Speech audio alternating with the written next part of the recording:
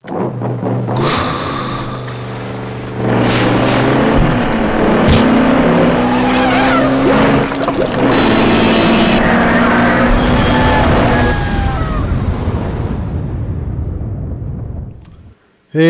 good morning, good afternoon, good evening, everyone. Mark Miller here. Rory Becker again this week is going to be coming in late. And I think that's it for the intro. We are in the middle of creating these cool lightsaber walls that kind of shoot out with lightsaber kind of light animated between them that are going to block drones and flying meteors, that sort of thing. Let me show you where we are. I haven't checked in the code yet. I wanted to kind of do that live here. Hold on a second. I think I can temporarily get rid of the, there we go, the chat window for a second so you see the full screen. So the changes I've made. I have made a change I've been wanting to make for weeks now to the background worker. I started to make it so that I did a couple things. One is I just took the initial step inside of the handle command here. In fact, let's bring it up over here in Visual Studio because I think it's easier to see the syntax highlighted code here. In handle command, I broke that giant switch statement into individual switch statements.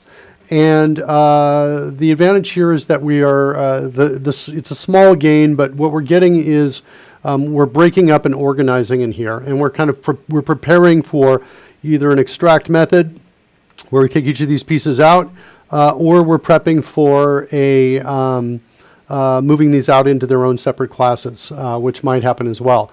That's out in background worker. We have not been doing a lot of work in this C# class because of the edit, compile, recycle cost. Because we're building an overlay that's sitting on top of the live stream broadcast, shutting it down and rebuilding it incurs about a 30 to 90 second penalty. Which for me is too much. So as a result, we haven't been doing a lot of these changes in this file in the live stream. We've done a few, but not a lot. Mostly we're changing inside of the TypeScript because we can totally, the refresh time there is much less than what we're seeing with the C# files. So that's that. Let me just double check. Looks like Mr. Announcer Bot. Let's see if Mr. Announcer Bot is also running. I want to make sure that we can do like an awesome kind of thing. Looks like, oh, is that because I've got it clean? I think it's because I'm on the clean view here. Hold on, let me bring back this. So we, yeah, looks like that was exactly the case. Mr. Announcer Bot is here. If I type in one of the Announcer Bot commands, Mr. Announcer Bot will come in and say, awesome. So I broke these up into individual pieces is what I did. One of the other trends that you have seen is, we did this a couple days ago, is I'm trying to simplify the chat interface so that what you have to type in the chat window is less and less and less and less. That's what I'm trying to get to. So one of the changes I've made a couple days ago is we made it so that instead of typing in planet and then the name of the planet, you can just type in the planet name because these are distinct and unambiguous. The other change I just made today, just before we started, was the ability to type in these commands without the exclamation mark in front of them, and also without the space between the letter and the rest of the command. It does not work yet. There's one bug I just realized I've got. I'll tell you about that in a second.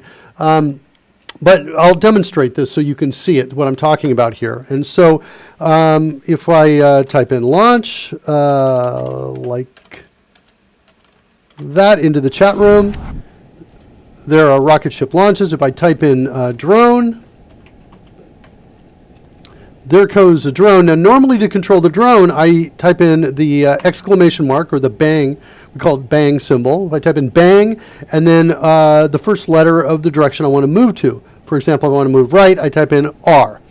And then I might follow that with a space and the number 3 for 3 seconds, like this. And so for 3 seconds, it moves to the right. And you can see in the chat window, there's the command that's coming, that's there. Let's jump over here so we can see the, you can see in the chat window, that command I just typed in. Now let's again do it, but let's show you the new shorter syntax. Now, without the bang symbol, without the command symbol, I can just type in R, and all by itself, I should move right. And I can also say R and then a number, or let's do L this time to go left, and now let's say a number, say 5 seconds. And now there it'll move left for 5 seconds. So it's giving me an easier, faster way to control the drone. The space was adding complexity, and the bang symbol was adding complexity to control the drone. So up, and I can even type in up, and then I should be able to type in, so hold on, U, and then a 0.5 to move up half of a second, just like that. And so it's much faster to control and move the drone. There's no shift key. I don't have to hit that bang symbol every single time. Now, the bug that I realize I have is if I try to do the same thing, bang up 0.5, I think it's not going to work. Whoa, that's awesome. It totally worked. I think it totally worked. Let's double check it. Bang down 4.5. I thought we had a bug. Apparently, I defended against this bug, and I forgot about that defense. Looks like that's working well. So we don't have to have a space there. Maybe somewhere else I took care of that. So so that's the change that we have coming in here today. And it's one that I wanted to do. Let me check in the code because I haven't checked in that code yet. So there's some of the main changes that you're seeing there. Right here, basically, this is the this line of code here is the big one that basically says, look, we look to see. Actually, let me go back, and it's going to make more sense coming from over here. If we go in background worker, the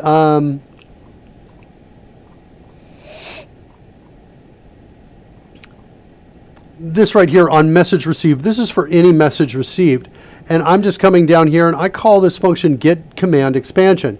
And get command expansion is checking to see, hey, if the message starts with a bang, that's okay, I can take it out. Oh, that's how it's working. That's why I don't have the bug.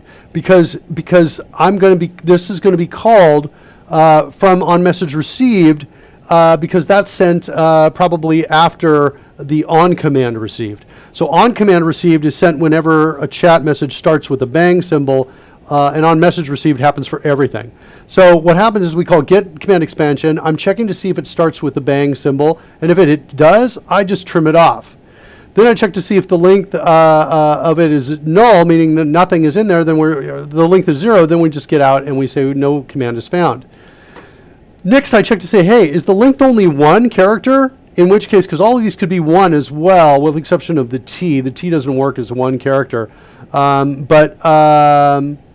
fact, are we going to have a problem? We're going to have a problem. What happens if I just type in T by itself?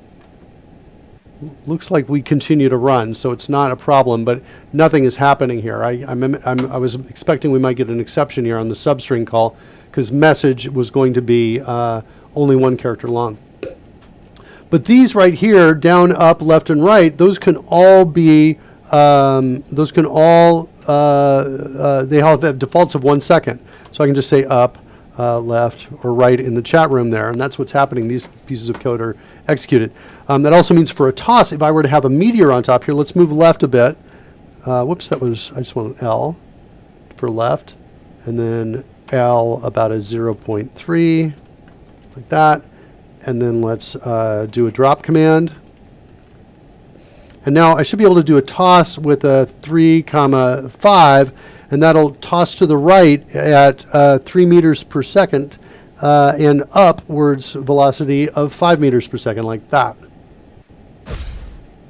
We can do another drop, and then I can do that again, a T, 3, 15. So now we're going up 15 meters per second. There you can see it bounces off the ceiling. So pretty cool stuff. Pretty cool stuff. And it's just easier to control the drone now. So we don't need, anybody who's joined late, the shortcuts now, we don't need to control a drone if you've got a drone flying you can just use those characters D, U, L, and R without the exclamation mark at the beginning. T is used for tossing, and you just have to follow that with 2 numbers. And you don't need a space in there anymore. So controlling the drone is much, much easier, much simpler, and that's a UI change. Good design. Yeah, it's not bad. It's good design. It's good usability. It's making it so that it is easier and easier, less effort to do the things that we want to do. So that's what's going on there, and that's pretty cool. Next, we want to look at the walls. So Will Bennett says, I checked out Colmac. Interesting. I'm thinking about giving it a try sometime. So Colmac is my keyboard layout that I've got right here, where I've got Q, W, F, P, G instead of QWERTY coming across here. And so I changed the Colmac layout. I downloaded. I've also bought stickers, and I put stickers on over these keys, so as I'm learning it, I can look right down and see it. So that's the Colmac layout. I use that because it's more efficient. And so we were talking about that yesterday. That's what's going on there with the keyboard. Okay, the walls. Let's look at the walls. So we can bring up the walls for a second.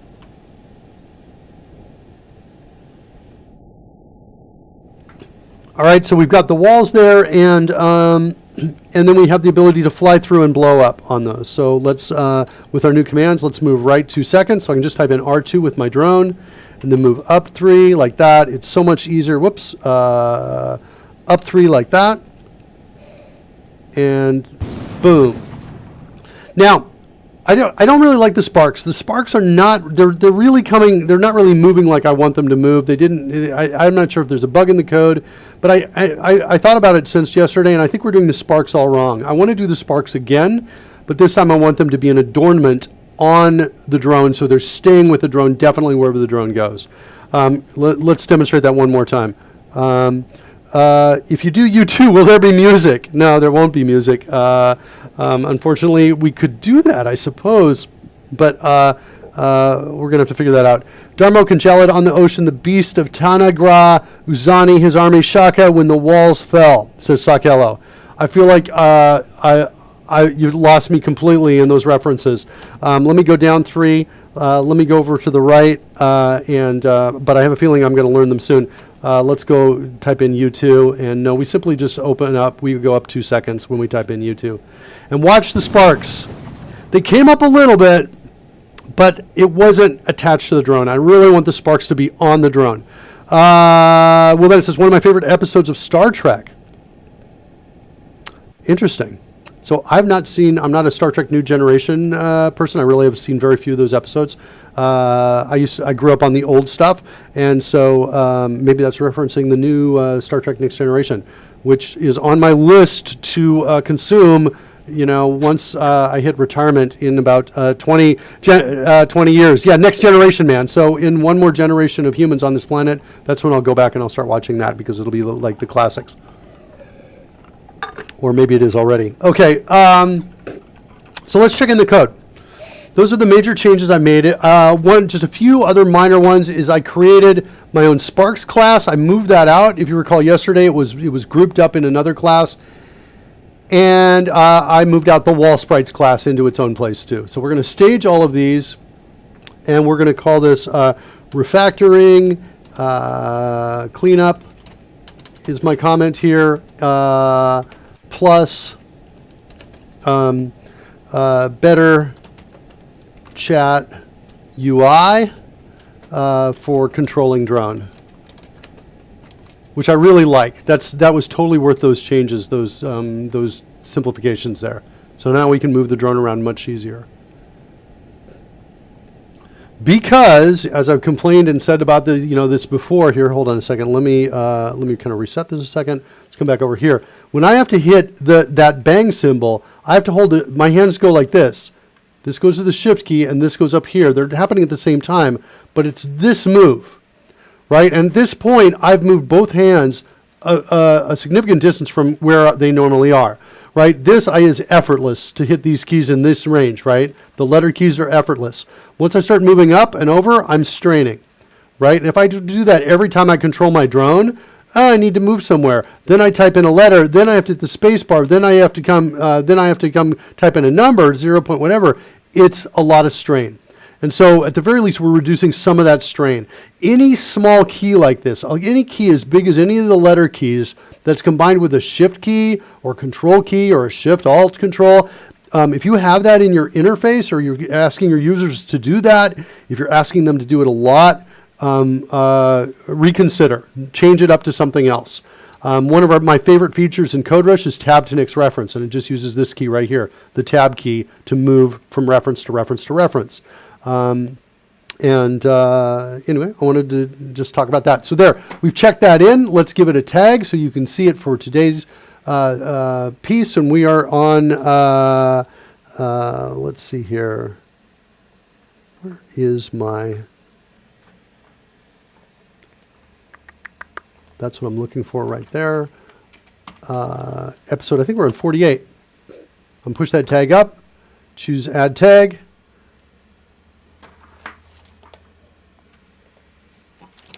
And then now if we go over into this location right here, you've got Mr. Announcer Bot, and I'll pop that out right there for you. Let's see what's going on here. New is for the new kids on the block. His eyes uncovered. CodeRushed at Twitch with sails unfurled. Sakelo, I feel like you're becoming a poet, and I didn't know it till now. This is awesome. Let's see. Will Bennett, maybe consider chains at some point, like U2R5. I totally agree with you, Will. I totally agree. Will Bennett. Yeah, I totally agree with you. I think that the U2R5 is a great example. We should totally do that. Turtle Power, Michelangelo, Donatello, Raphael, and what's his name? Leonardo. Why are you saying Turtle Power? That's kind of interesting to me. Have I told you guys that I was, I did the Teenage Mutant Ninja Turtles control system for their stage show? That was one of my first things I did out of college. I'm not sure if I shared that or not with you guys. Interesting stories there. Okay. Let's see. Oh, because commands are like turtle graphics. Oh, right. I gotcha. Yes, they are. They are. Yeah. I like it. I like it, Suckello. I like it a lot. Digging the troll beard, says Return to Dust. Thank you, Return to Dust. I'm glad you're digging it. I'm kind of digging it too.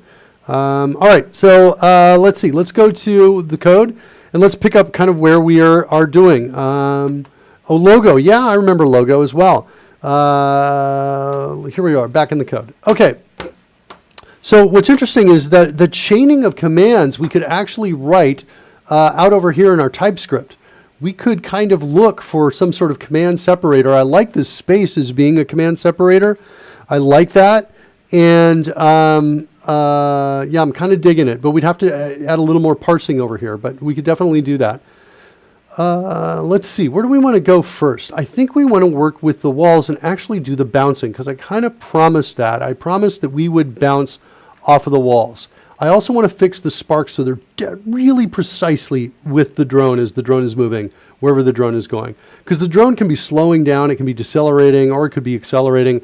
And if that's sparking up, I want the sparks to be coming out of the drone the whole time. Yeah, I think I'm going to play with sparks is what I think I'm going to play with instead of what we had before. And I just kind of had a dream about this, so I'm not really certain what the code is yet. I haven't thought about it clearly, but I know in my dream I fixed it in the way I'm about to do. So right now, we create sparks on the horizontal wall bounce, and we basically say, hey, we're going to set its vertical thrust, horizontal thrust, and it's we changed its velocity to match the drone's velocity right here. And then we added it to write to sparks. We just added it in there. That's what we did. What I want to do instead is I want to... I don't want to do this. I want to put it in, hold on one second here. I want to just jump in here to sprites, and I want to see how sprites draws in here. Here's the draw. We iterate through each sprites. We get a sprite proxy, and then we just call this draw on it is what we do. Passing in the sprite width, the context. There's really nothing else we're doing on sprites other than holding all of those in there. And actually, it's not entirely true. We check to see if it's still alive, and if it's not, we get rid of it. So we could essentially do this code right here for the sparks in the right. One of the ways we could solve this is by putting this code in the sparks. The other way we could do it is, I like this. Hold on. This is like really super simple. Let's do this. Let's go back to where we were, which was it in wall sprites. And what I want to do here is I want to do this. If test sprite is an instance of drone, I want to say test sprite dot sparks is equal to, and then I want to just create it like that. And then I've created it, and then I want to add it, I think. I want to just do that and add it like this is what I think I want to do. Let's declare it. Let's just play with this for a second. And so now we've got our this.sparks reference in here. And now inside of here, we should have an update screen call. And I see message in the chat room. I'll get to that in a second. Update screen. Whoops, that's not what I wanted. Update position is what I wanted. Let's try again. Update position. And in update position, I want to do something along these lines. I want to say, we'll get all the way down to the end of this, and we'll say, hey, if this.sparks, so if that is not null, and dot still alive, there we go. Now, if it's still alive, then we're going to say this.sparks. We're going to just put this at the right spot, is what we're going to do. Now sparks, let's double check. This is of type sparks. Excellent.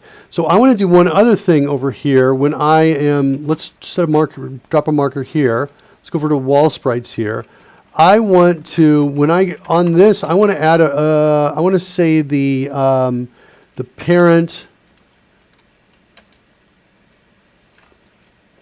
Let's do this, set parent. And let's pass in this. Like that. Let's declare this. Drill into it.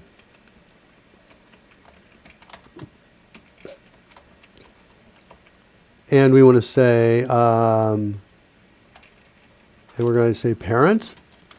Sprites, we're going to say that's public. Like that. I think that should work. And let's come down here at the end. And I think it's going to be this. Like that. And that's what the new code looks like. Looks like I can't put public here. So that's okay. I'll just say this.parent equals parent. Like that. And I'm about to look in the chat room. So if I'm missing anything, folks, I will catch up in uno momento. All right, so this.parent is equal to that. And then I'll just do this for clarity right there. And I guess I could do this. If not null, then we're going to do that. Okay, chat room. Space has command separated, presumes that commands will never have spaces within themselves.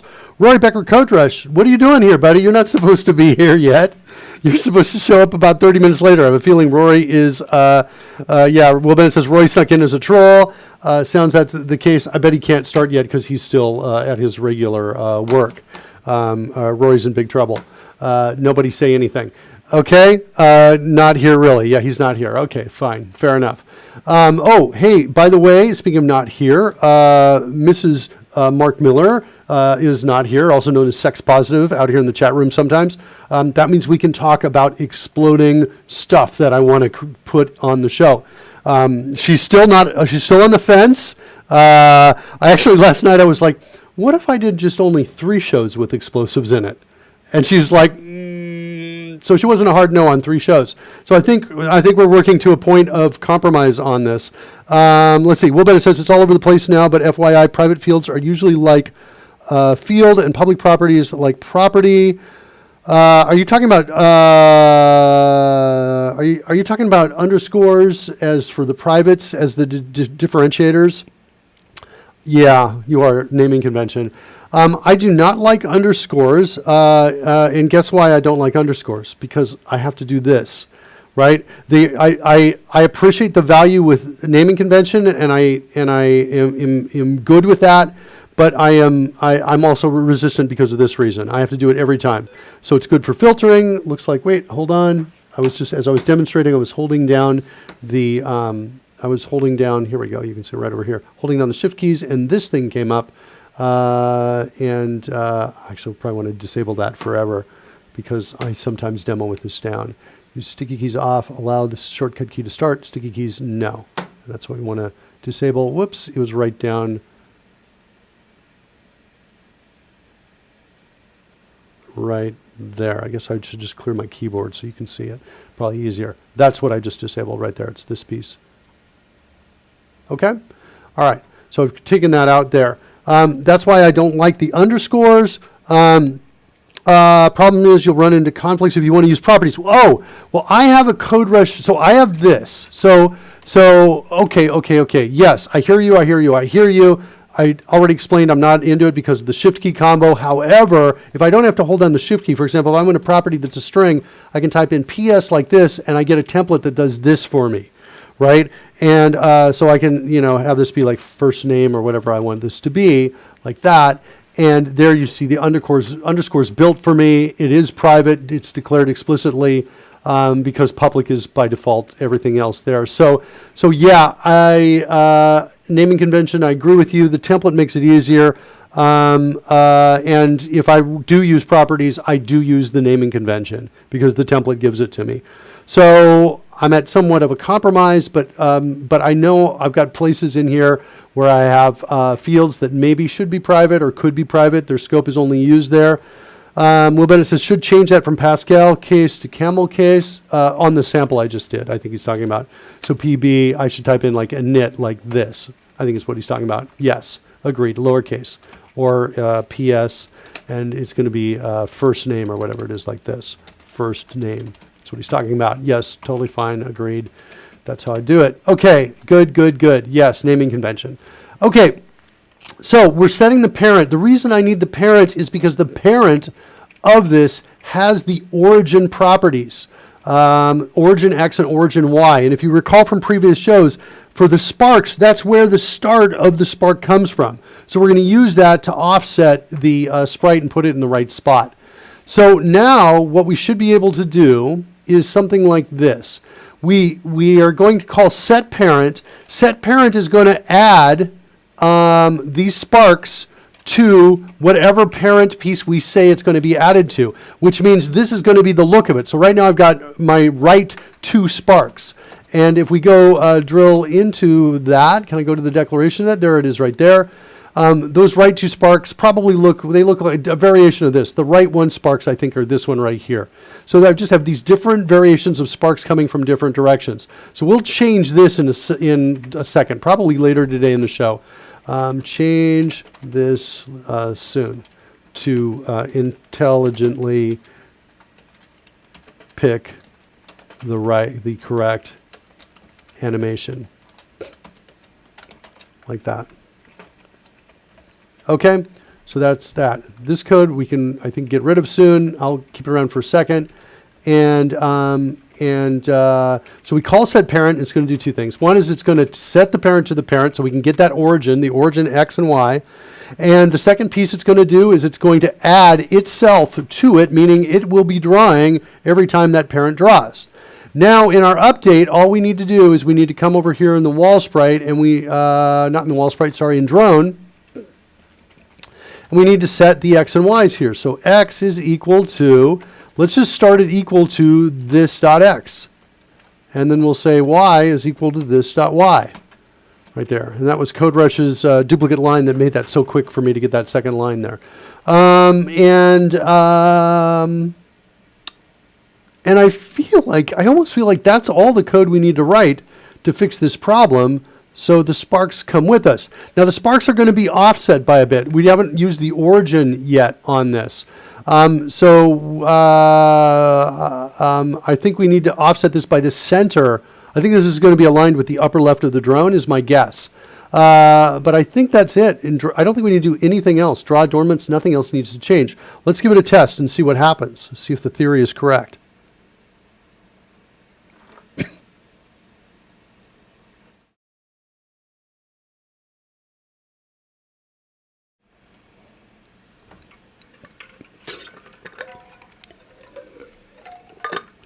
Okay, we loaded up. Let's launch a drone. Whoops, where am I? I don't want to be there when I type that in. Okay, let's come over into here. Let's launch a drone. And let's do the test walls. Let's move right 2. And let's then go down 4. I don't think I was going fast enough to really see. Let's do another drone. Let's go down 4 and right 1. And then let's go up 5. And let's see if we can follow us now. Yeah, that looked like it was really good. That works. That was like, I was totally happy with how that followed. Yeah, I'm pretty good with that. Okay, so so that was pretty easy fix.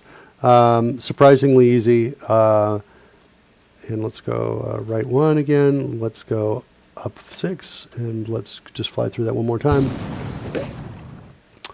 I think we're okay for now. And if anybody's noticing that there's any fine-tuning touches we need to make, we'll make those. Let's do one other change though, real quickly. Let's try a spark in a different direction. Let's try left 1 sparks and try that and see how that looks. I think it's over in wall sprites here. We're going to set the parent be left 1 sparks instead. Save that, refresh.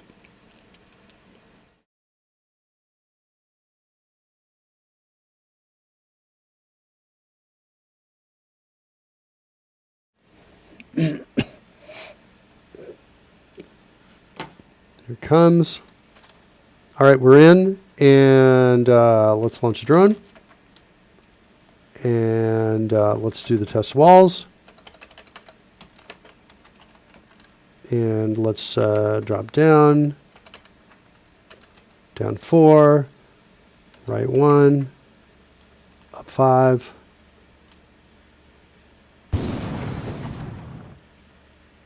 Left 1 sparks. Did that work? Left 1 sparks. Those should have been going to the left, right? It looked like the same sparks. What happened? What is wrong?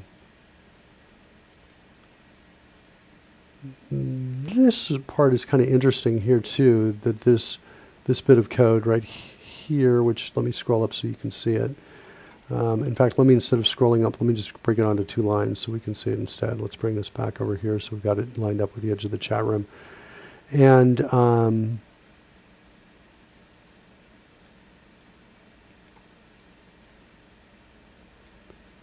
bring it onto 2 lines here. If that didn't look right to me, the left 1 sparks didn't look like it was is grabbing that. Did I refresh the screen? Maybe that's, I think I did. Let's grab something else just to double check. Let's do an up and left sparks just to see what happens here. Up and left sparks. That should totally work. And let's refresh.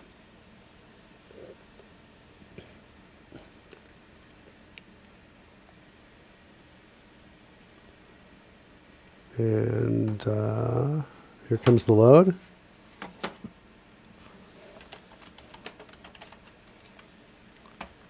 Here's the test wall. Here comes the drone. Let's go down 4 and right 1 and up 5 now. Shh. It's always doing that. What's wrong? What's our problem here? We've got code somewhere else that's not working. Okay, so it looks like it's not working at all is the answer to the question. Why is that the case? We are refreshing off of wall sprites. hold on. There might be something else going. Is that possible? I want to go in and do a hard refresh on the overlay bot, I think here. I think I've got an option inside of, oh really? Look at this. I'm scrolling, trying to scroll up and down. Look at the UI here. If I'm over this though, the mouse wheel changes the values, which means all I'm doing is I'm here, look, I'm here and I'm scrolling down. And if I do this just right, hold on. From right here, and I pull the mouse wheel down. One pull down gives me there. The second pull down changes the value without moving the mouse at all. So I would call this a UI challenge. That's something you'd want to fix in OBS. I have to hit cancel now because I don't want to accept those changes. So let's go back in one more time. And be very careful about how we use the mouse wheel and refresh cache current page. Is that going to be it? We've never had this problem before. I don't think this is going to solve the problem, is actually, now that I'm saying this. I think we've got some code somewhere else in our write to Sparks. Let's go take a look at those, wherever they're showing up in the code here.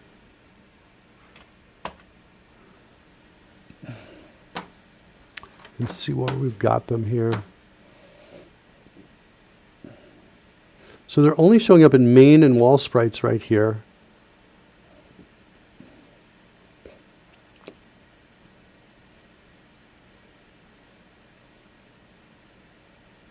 Yeah, those lines are all commented out. Oh, this line of code is here. It's a test line. It only shows up if we type in a certain command. So it doesn't seem to be working at all to me. I'm not getting that at all. If I come in and type in, what is it? Test Sparks 1. Test Sparks 2. Yeah, all of these are loading up correctly. 3, 4. You can see all of those right there.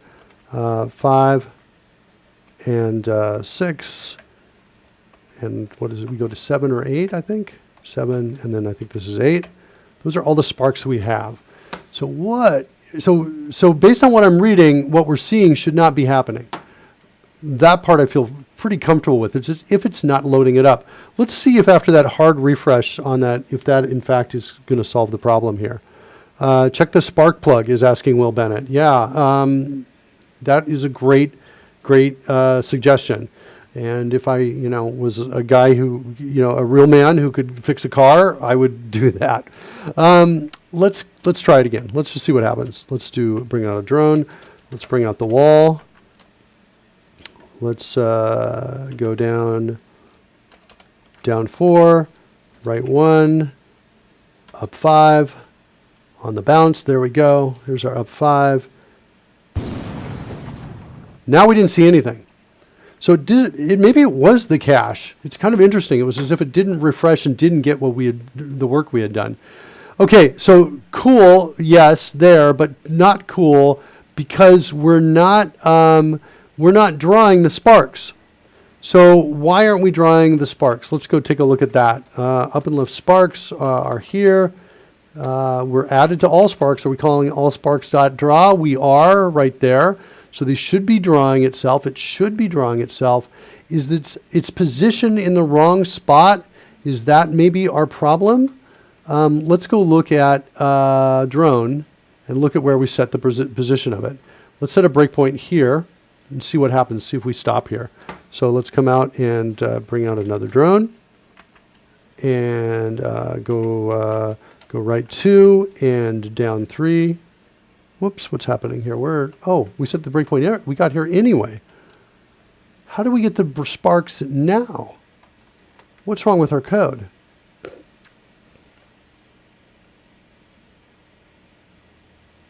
It doesn't make sense that we would get into, wait.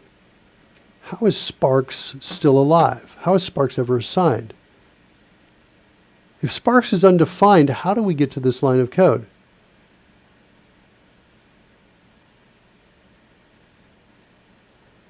This looks like it's my unfamiliarity with JavaScript here. Sparks is undefined. that doesn't make any sense to me. I feel like that's equivalent to this code right here.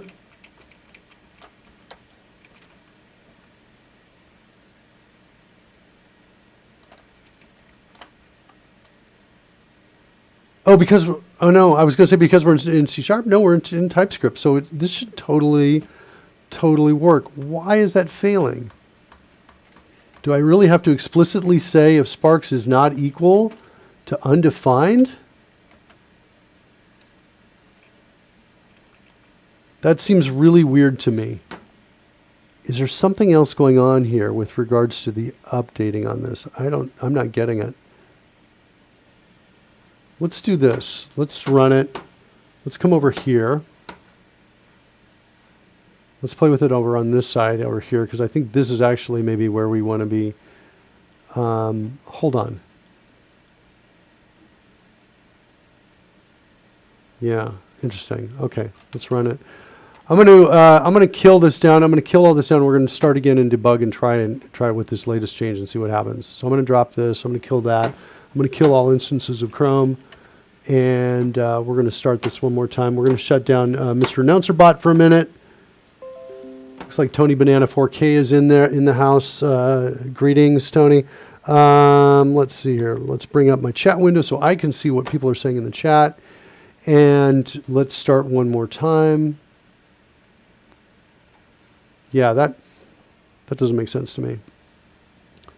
And let's do this. Let's also clear out the current one, the old one that was running. We'll kind of work in this space for a little bit. That I'm seeing like a little bit behind me on the blue screen. There we go. It's a little bit better. Okay, so here we are. Let's do this same test again here. Mr. Announcer Bot is back, by the way. So test wall, drone, like this. And let's make sure we got our breakpoint set.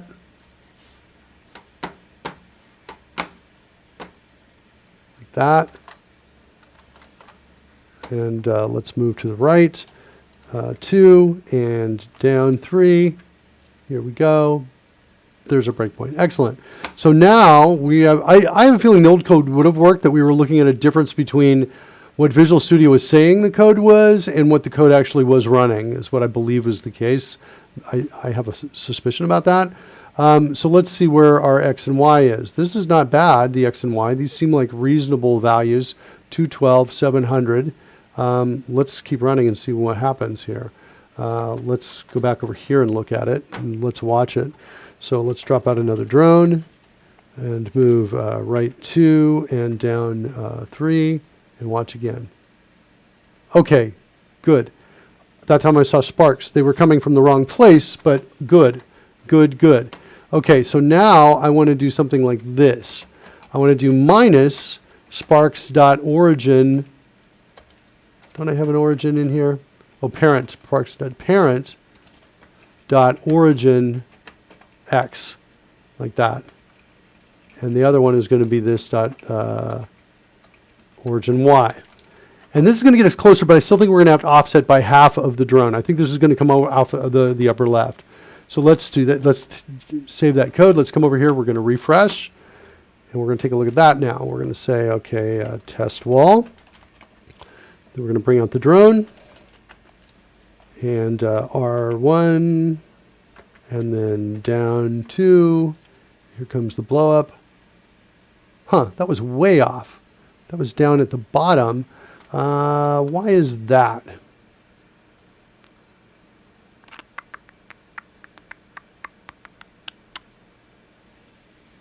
Does not make sense.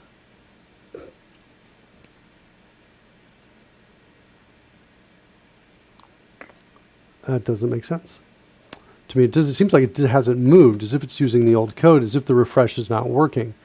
Which I'm like, really? I'm going to try one more time. I'm going to try to come in here, empty cache and hard reload. Usually I only have to do this with images, so I'm not, it's just not, I'm like, yeah, I'm like basically unexplained behavior here. It's not acting like I'm expecting it to be. So let's try one more time just to verify that there's nothing we can do out in this world.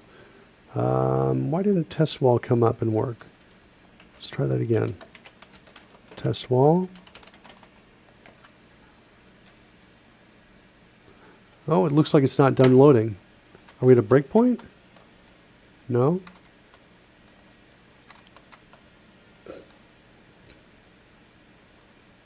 Okay. Stop loading this page. Try again. I wonder if emptying the cache means it's a longer load or something. I don't know. That doesn't make sense. We're here. And there we go. It loaded that time. No problem. I'm not sure what was going on there. Okay, so test wall. And launch a drone. And R2 and down 3. Here we go. Okay. That time I saw the explosion, but I didn't see the sparks of it. Let's make some changes so we can see the sparks. Hold on. Let's go into wall sprites here and let's comment out destroy by. So we're not going to destroy our drone. And instead we're just going to fly through it and we should see some sparks. So let's refresh again. Okay. And do a test wall. Launch the drone. Fly to the right by 2, go down 3, and do we see sparks? Sparks flashed for an instant. And then they were gone, and they were not lined up.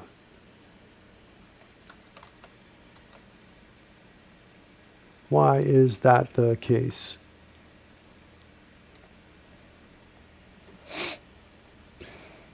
Guess let's set a breakpoint here and see what happens if we hit it. Oh, we're already here. Interesting. The spark says it's still alive. Still alive. Still alive has to do with whether it's got an expiration date or not. We don't actually want still alive, actually. We don't want that. We want to know if its frame index is equal to 0, is what I think we want to do here. But we want, the first time we do it, we don't care about that. It's only, or I'm sorry, if it is, hold on.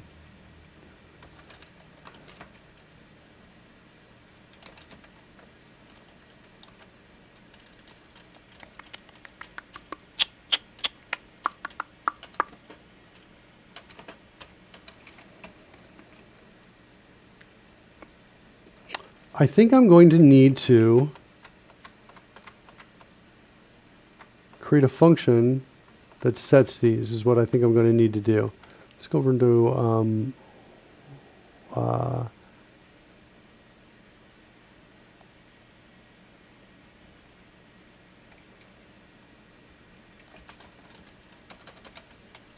set sparks and pass in that. So I want to create a function called set sparks like that. Let's declare it, drill into it, and put it in a good place. Update position. Put it down nearby here. And we're going to say, call this sparks.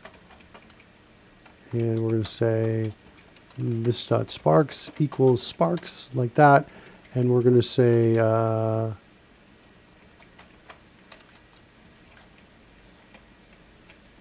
move sparks is equal to false. Let's declare that. And then there it's equal to true. And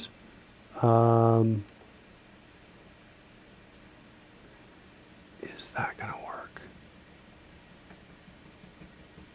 The frame index check only works after a certain amount of time.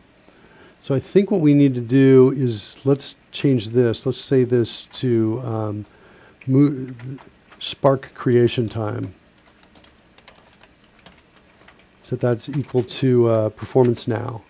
So spark creation time, we're going to store that instead. And that's going to tell us how old the spark is. And then we can come in and say spark age. And that's equal to now minus the spark creation time. And then we can say if spark age, that's going to be in milliseconds, is greater than, like, say, 40 milliseconds. I don't know, I guess we could say 100 milliseconds. And the spark's frame index, here's where I was getting at, sparks.frame index equals 0. That means it's gone all the way to the end and is wrapped back around, which I think happens when it gets to the end of the piece there. Then we can get rid of it, is what I can do. Or I could just actually, I think I could actually just say, hey, if it's greater than, like, say 400 milliseconds, if that age, then we can just get rid of it and say, let's kill it. And say this.sparks is null.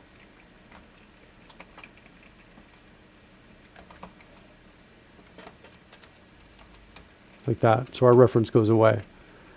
So we can get rid of move sparks. I don't think we need that anymore. Let's clear that. And we still have a problem with this being in the wrong place here. These origins, you know, they look pretty good though. Why? These numbers look kind of good. So the X and Y of the sparks are here. The spark drawing, we're going to draw it. Let's go see what's happening with the drawing of it. Is it possible that I don't need to do this because the drawing in sprites is subtracting the origin already for me? It might be happening because I'm drawing out here. No, it's only when I call add, we put it in the right spot to line it up. So it's not subtracting. So I should be good. I should totally be good.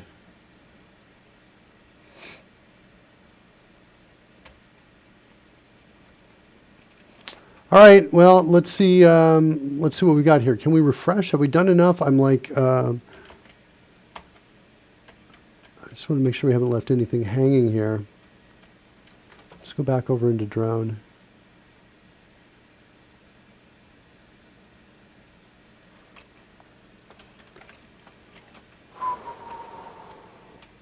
And we got to get out of here. Will is asking, is it because I'm measuring a different set of sparks? I don't think so.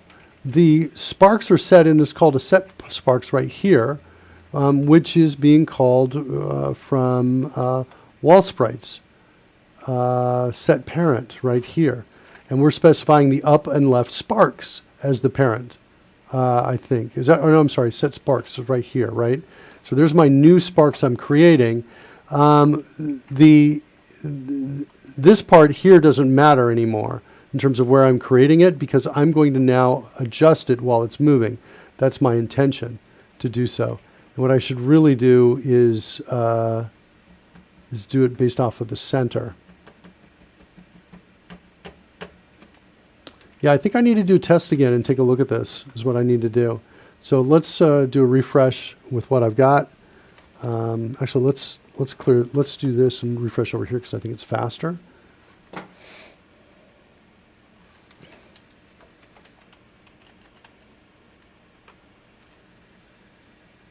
Looks like it's a slow again to start up.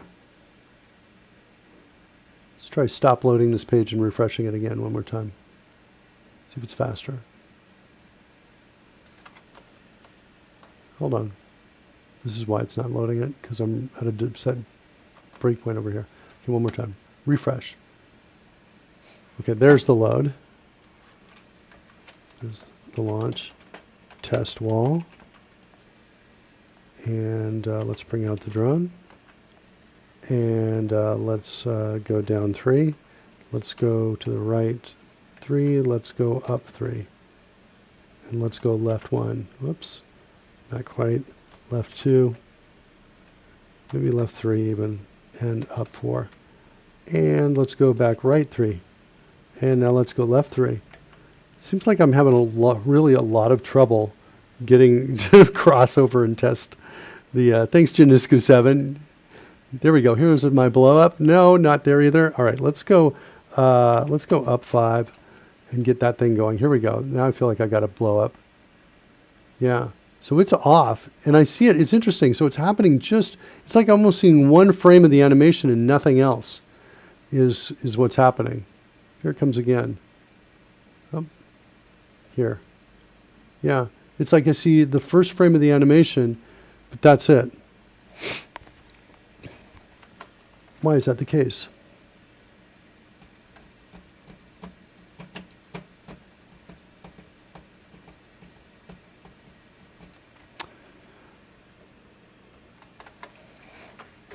Let's go back and look at sprites over here. We have an add call. Yeah.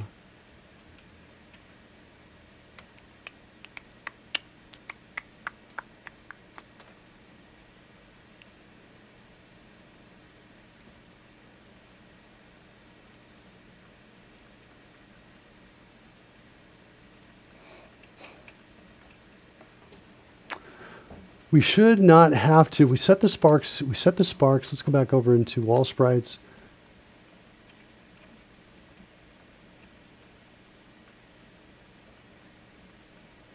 We set the sparks here. Then we set the parent of those sparks to up and left sparks. Yeah, the setting parent part calls push on it, which is all that we need to do.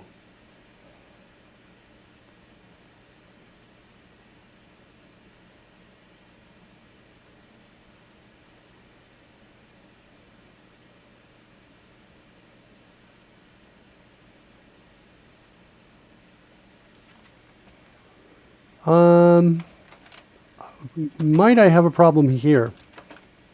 Because I'm not setting horizontal thrust and vertical thrust. I'm not initializing these to, like for example, 0. I think that might be the problem. I think what's happening is it's calling get horizontal thrust, and it was any, but it was undefined.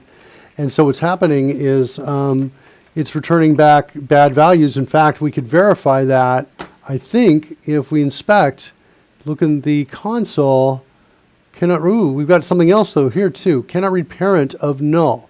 Let's look at that. Sparks.parent. Why is that going to null? Let's go back and look at this. Set sparks. Where's our set parent piece? Let's go look at the call from wall sprites. Sparks.setParent. This .parent, is it because of the order in which I'm doing this? No, but I need that built first. I need this new thing. I guess I could do this.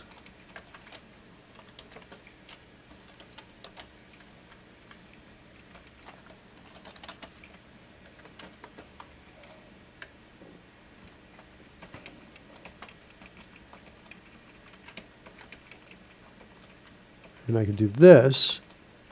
Is that really the problem? Sparks call set parent. Set parent says this dot parent is equal to that.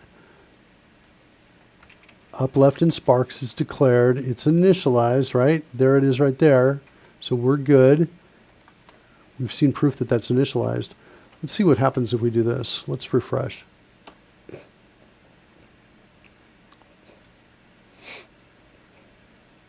Okay. Let's go ahead and do test wall. Let's bring out a drone. And let's go R2 and down 3. And what do we see? Okay, way better. Oh, interesting. Look, though. Something here. Cannot read property parent of null. Sparks is null. Oh, yeah, I forgot to do that. I was telling myself, don't forget. And I didn't get out of here in time. Else, I get that.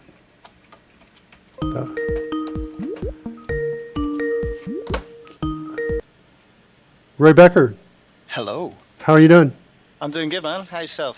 I'm pretty good. Check out Skype today. Remember 2 days ago it showed only one monitor and I couldn't do it? Yesterday Yeah. it showed four. Today it's showing two. But luckily you get display two. So so we're good. Share screen Skype and is our sounds. newfangled random number generator. It is a little bit. There's a little bit of that going on. And I've had a day that feels a little bit like that. It's a little bit random. And to be honest, I should totally accept responsibility for part of this. Part of this, I'm like, I am making some mistakes. However, I'm somewhere between yesterday's where I was at a real positive mood and the day before where I was sleep deprived. Last night, it's funny, which Will Bennett says, hello, you've reached the Twitch answering service. Yeah. I'm somewhere between the two. Oddly, I was up late last night till like 2 a.m., just like brain just not shutting down. And I was like, well, I wasn't upset about it. I was like calm but it was like odd. I was like, why is it, what's happening? I don't know. So It's possible to be amazingly productive in times like that. The trouble is that you tend to pay the price a little later. yeah, I did not get up and work. I thought about it. I think, by the way, we're alone and we can talk safely about explosives in the show. That we're going to do this. There's not going to be harmful, dangerous explosives, but there's been a lot of shouting in this family. No explosives in the house, and I'm campaigning to be able to do that. I want to make it. You have a window in your office. You could just do them just outside the office. No, I need them between me and the camera. I want the explosive to be right here. So that what happens is when if you drop a meteor on me when we're in this view right here, that thing is going to go and you'll see an actual flame on the video come up in front of me. That's what Yes, it's cool. It's cool. It's not you're not laughing because that's crazy. You're laughing because that's cool. I'm just imagining getting a flamethrower and positioning it right in front of you just for authenticity's sake. It's super cool what I'm doing. I'm gonna build the whole thing, show everybody how it's done. I just need to get approval. Family members are, they're all like, no explosives in the house.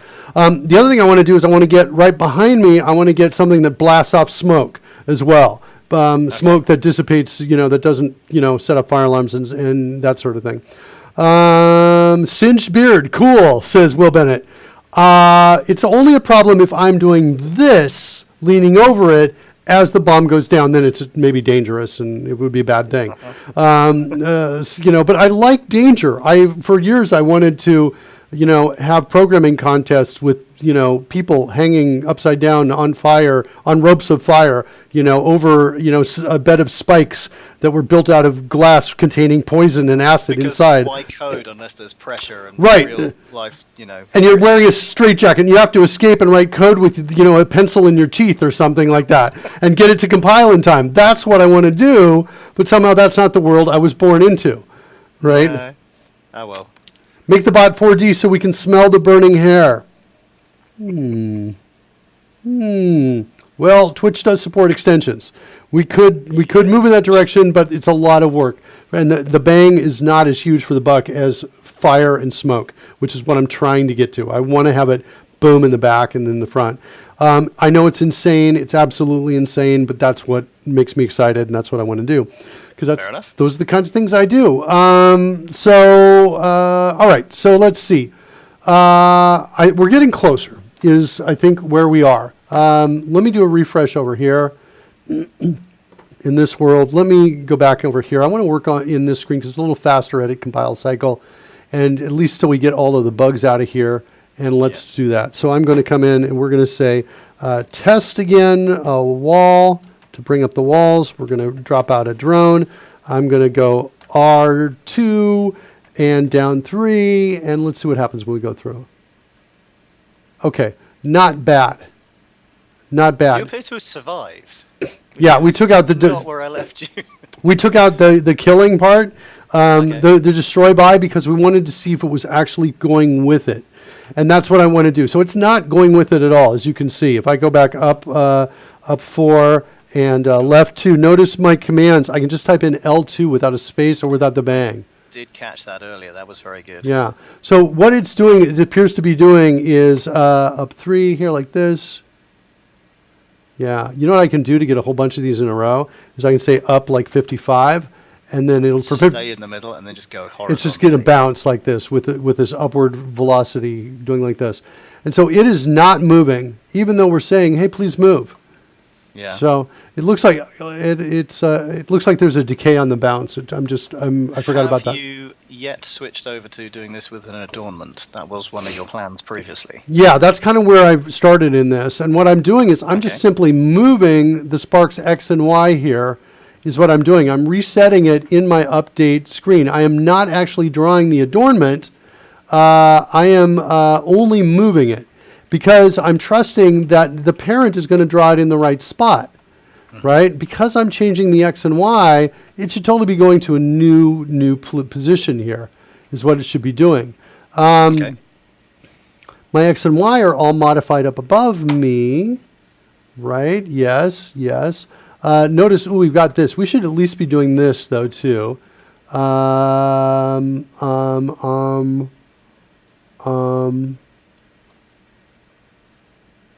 Yes.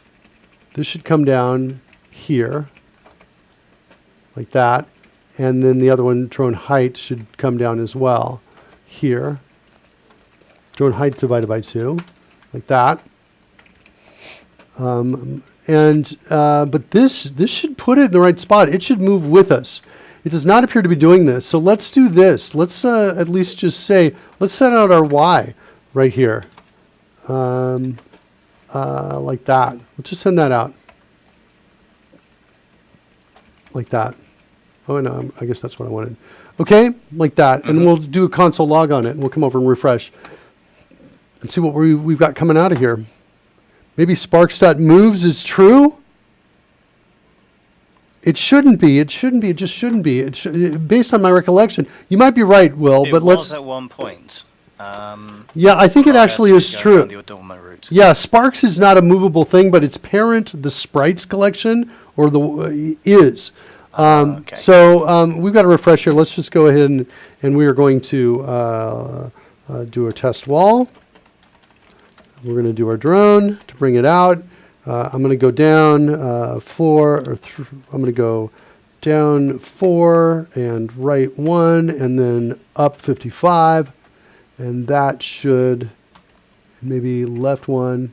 Yeah, nothing. Let's see what here. The Sparks Ys are moving. Yeah, look at them. You can see them moving. They're changing position. Right? Yeah. But it's not updating when it draws. So let's go take a look at why that's not updating. It looks like it's some other weird problem. Sprites draw.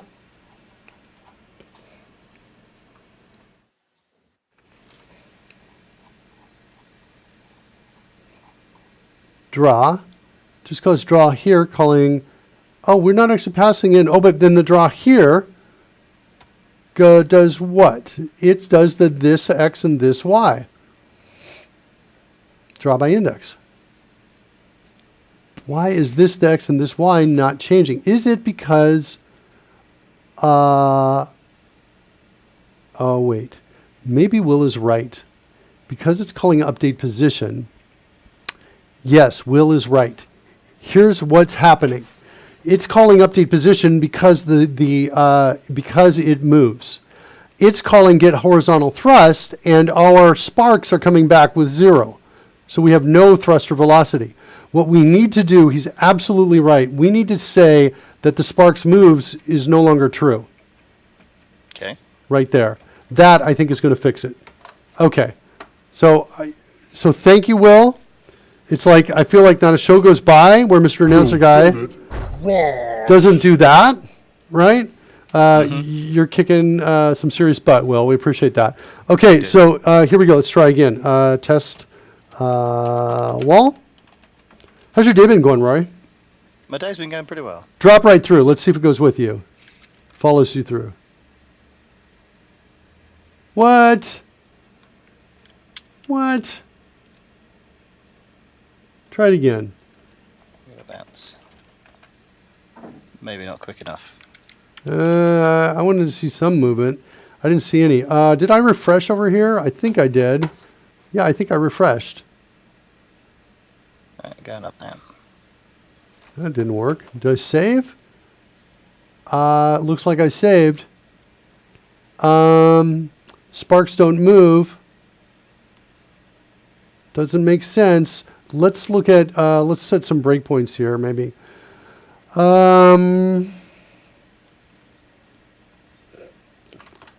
We are changing the Y. Well, we do have a difference in Y there, don't we? I mean, that Yeah. is altering. So Yeah, let's go look at the sprites draw right here.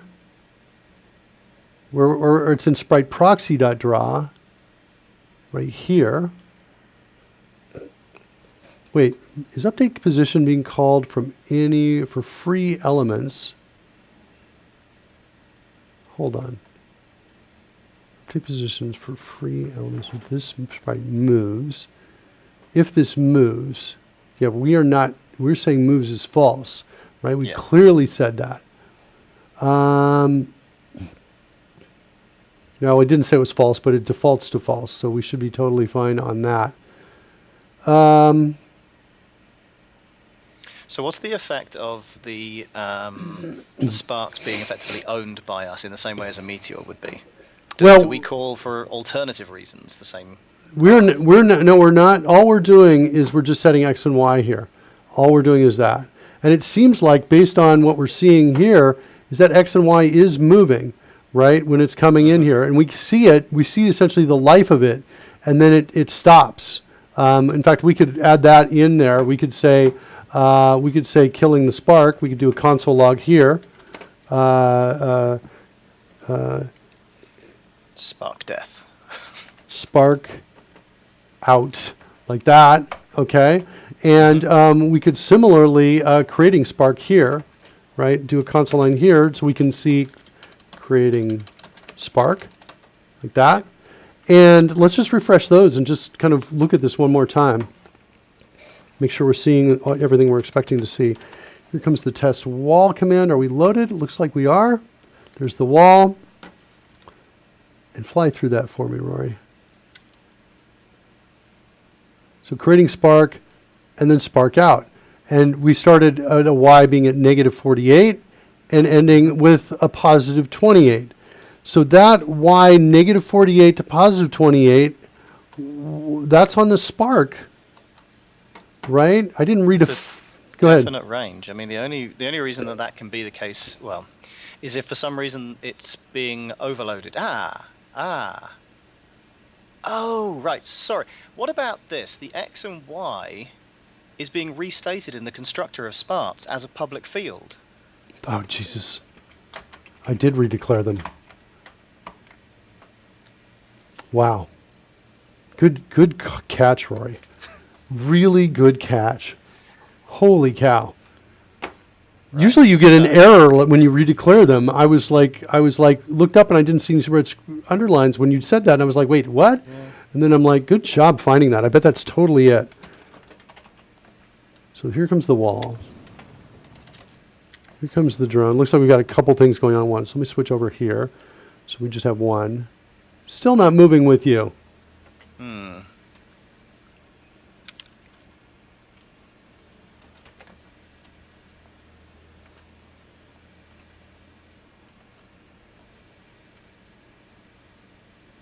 Definitely not moving with you. Do we have the, and I've saved that. Spark service right proxy, which is just the two classes involved then. Are we just not assigning in the derivative? No, we are. We've got a start X and I'm just coming in here looking at this, yeah. Sorry, did you want to go back and look over at the other? No, that's the sprite proxy is the... I was just wondering, what happens to X and Y as we pass them in? So as we pass them in, they get allocated to an X and Y that's inside sprite proxy and explicitly allocated to a start X and a start Y, which seems okay. Yeah, it's not making sense to me. Let's go in one more time and let's refresh one more time over here. I've been having some trouble too, where I have behavior once and then I do a refresh, and I seem to be having a different behavior. I like the caching of the JavaScript in the Chrome. Yeah, I don't know. I just want to it's like, is that what's happening really? But I want to come out. I just want to look at the console messages as they come through here. Creating Spark, and we're definitely getting the Y position is moving here. It's definitely moving, the Spark's Y.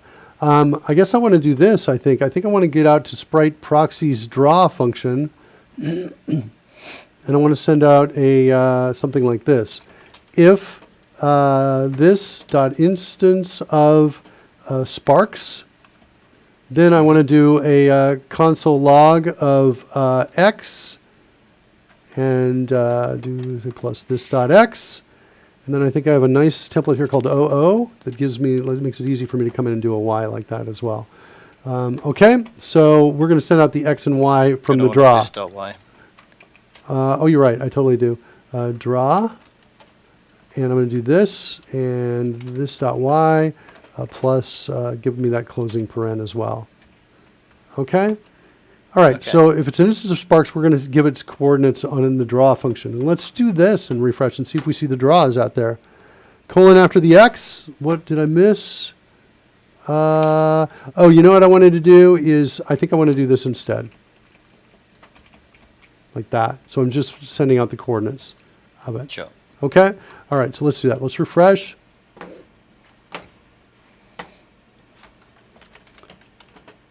There should be a name for this, which is where you're spending a lot of time trying to figure out what's going on. Okay, let's look at our code. Hold on. I only see... Oh, no, there's one. Oh, sorry, no, 36 instances of it, so fair enough. But... And then all the updates. 5, but those are not the same numbers. No, but look, 5.2 is... look at the order, Rory. The order is like, we've got 36 draw functions, and then we've got the update calls. Can we expand the 36? Is there an interactive piece there where we can click it and see the individuals? We don't need to because they're all the same numbers. Oh, I see what you mean, yes. They're exactly the same. So it's drawing all at that location, and then after that, we're updating the position? I'm not... Well, I don't know how Chrome necessarily does this. Is there any risk that it's gathering together the 36 in that one place simply because they have all the same thing? They don't have different time codes. Maybe they are interleaved. But you could be right. I don't think so at all. And this would explain kind of what we're seeing to some degree, that these updates that we're seeing down here, hold on a second, maybe it's where my code is. Let's look inside of drone at this code here. Is there anything else that we get out of for update position? No. So update position is definitely, there's no return or anything that would stop this code from ever being executed.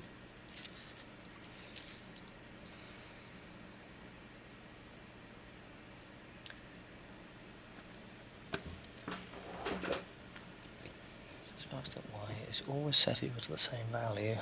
This method is called from where? This is update position, and update position is called before we draw. It's as if this update position isn't being called, but it is. It is being called. We've seen lots of evidence. The drone is moving.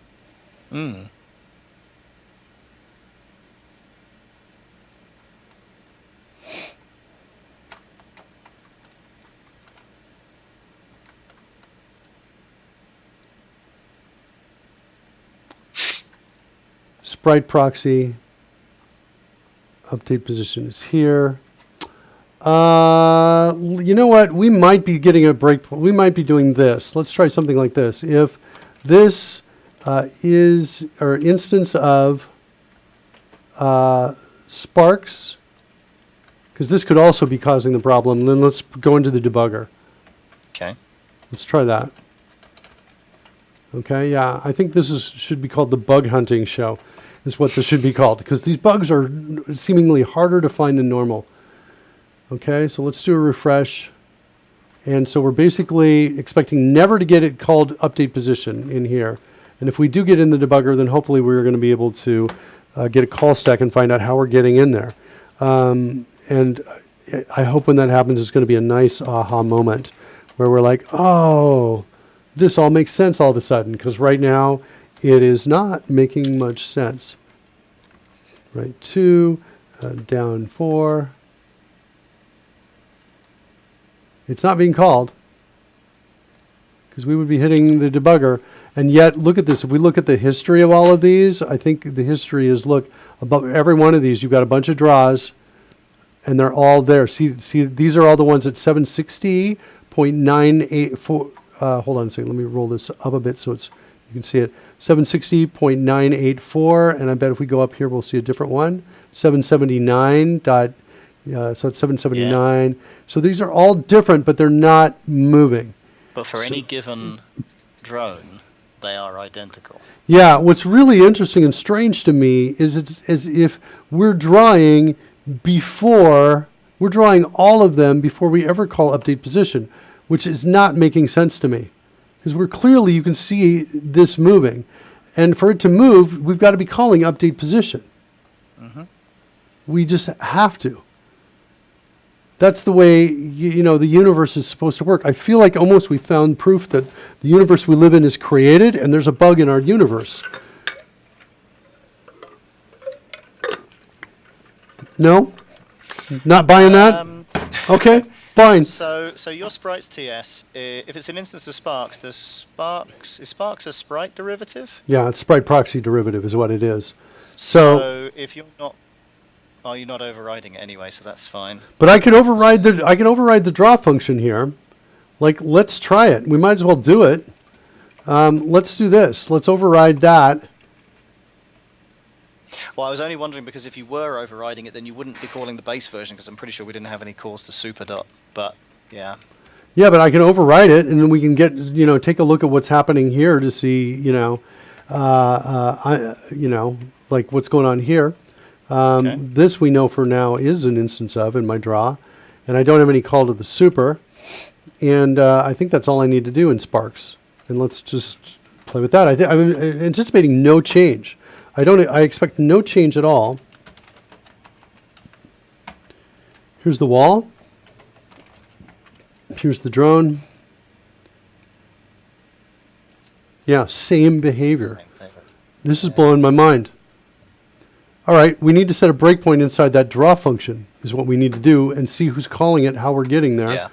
And why haven't we called update yet is, I guess, the question. So I'm going to try this.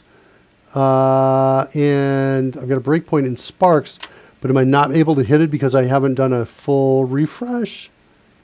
Oh, because we haven't done any Sparks flying. So let's see if we can get a Spark flying here. R1, D3. And, okay, what's my call stack? Call stack is coming from draw sprites, and it's coming from update screen as we're expecting. All Sparks draw. We're passing it now. It should totally flip and work.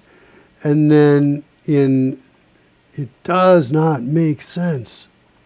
Are these two different? Hold on. Are we dealing with copies versus references? Is that my problem? I don't think it is. But what if it is? What if this Sparks is... Yeah, that doesn't make any sense at all. I thought everything was references unless you did quite a lot of work to stop it being. Yeah. That's what I'm thinking as well. Here's where I'm attaching it. Set Sparks is here. We push it in the set parent call, which is, let's see where the set parent is. There's no set parent here, really?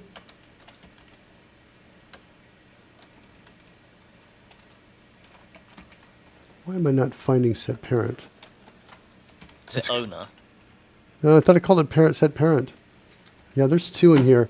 Note that it did not find all instances of it when I did find all references.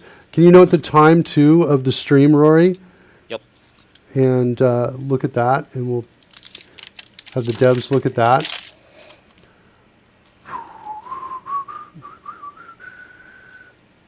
There's the push.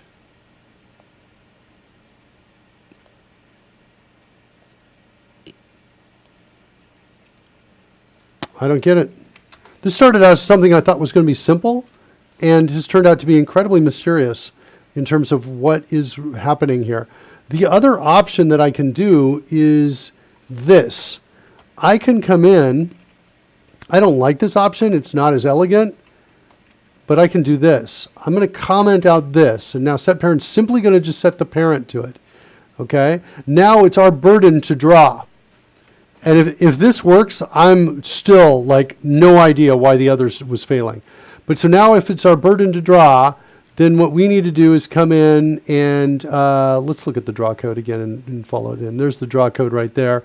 We're calling sprite self.base animation. So everywhere we see the word self, we are going to need to replace it with something else. So let's go into drones draw function. Let's close this down. And thought I could scroll to it quickly, but apparently no. Let's look for draw. One other change, Rory, when I hit jump to symbol, look at this. It fills, autofills, but it doesn't select. So if I don't like it, I have to select it. This is jump to symbol only in JavaScript. It has this problem, and I want that fixed too. Okay, so draw. And we want to be in drone. The other suggestion I want, Rory, is if it's in the class I'm in, I want right over here this to be bold and white.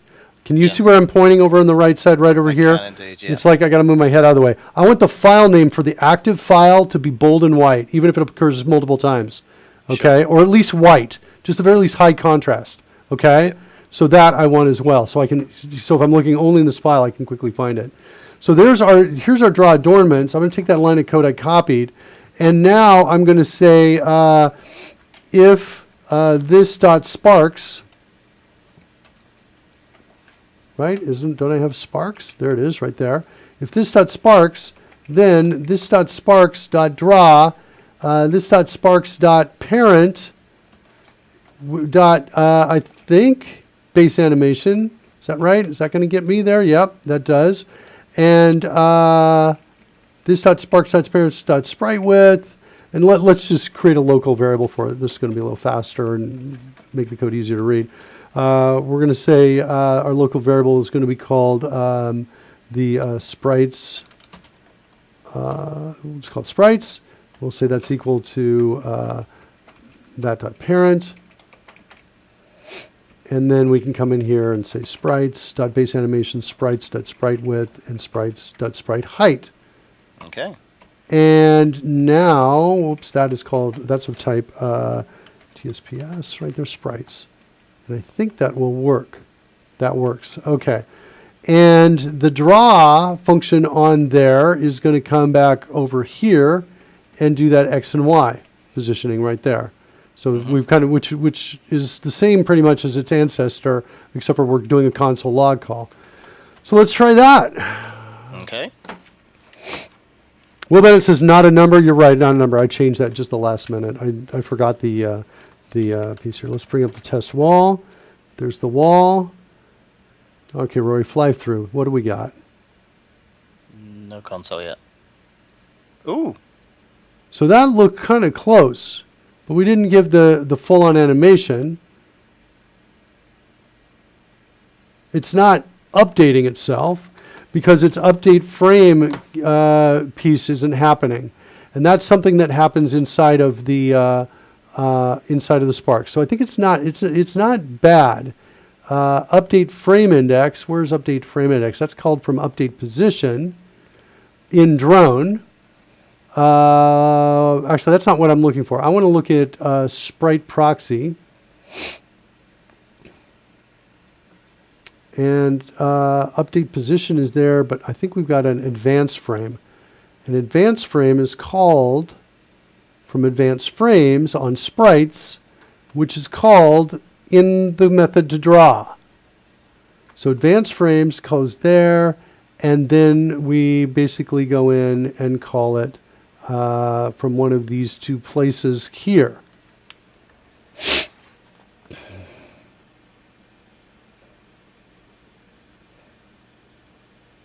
So we're going to have to advance the frame on there is what I think we're going to have to do, but we need to check to see, Yeah, this code is all great code here that I don't want to I don't want to copy. I really don't want to do this.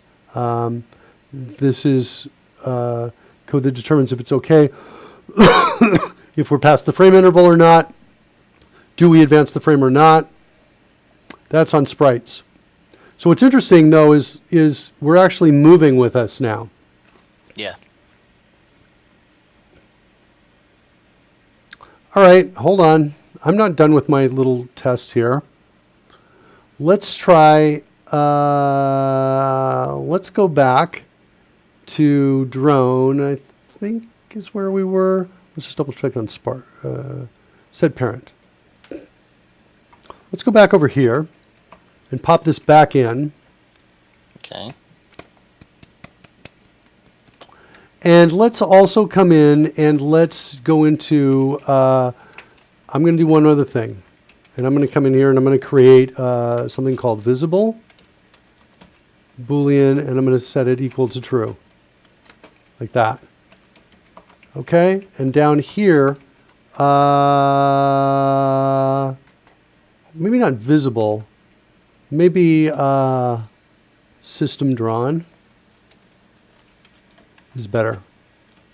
System drawn is that for sprite proxy.